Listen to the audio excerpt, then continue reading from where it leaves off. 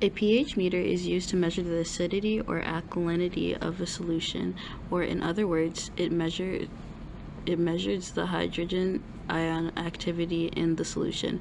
Before you can accurately measure the pH of a solution, you must first calibrate the pH meter.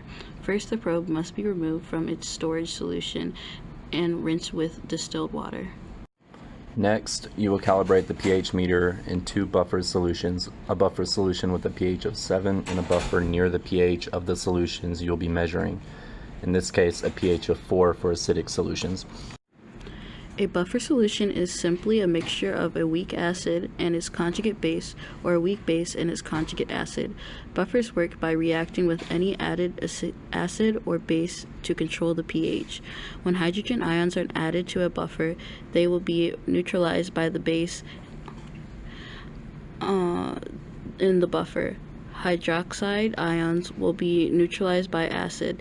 These neutralization reactions will not have much effect to the overall pH of the buffer solution. Now you will place the electrode in the buffer solution with a pH of 4. You must wait for the voltage to stabilize and then type in the pH value of the buffer solution.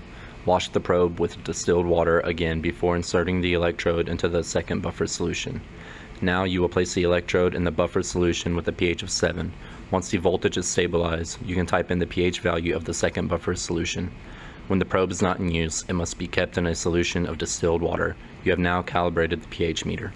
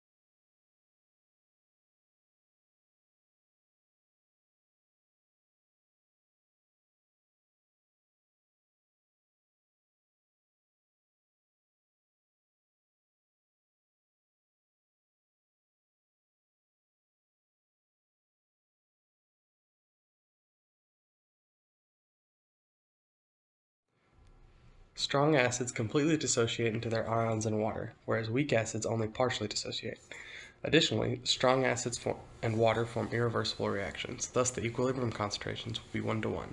Or in other words, the concentration of the strong acid will be equal to the concentration of the hydronium ion.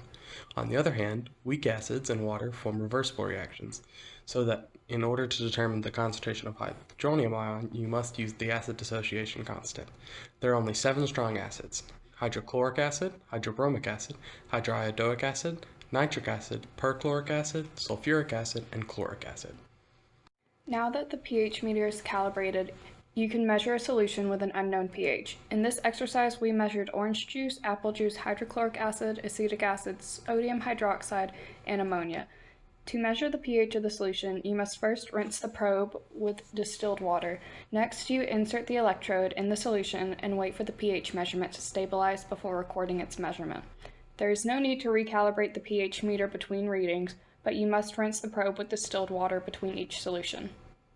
When you are finished measuring the pH of whichever solutions, you must rinse the probe with distilled water and insert it into the storage solution.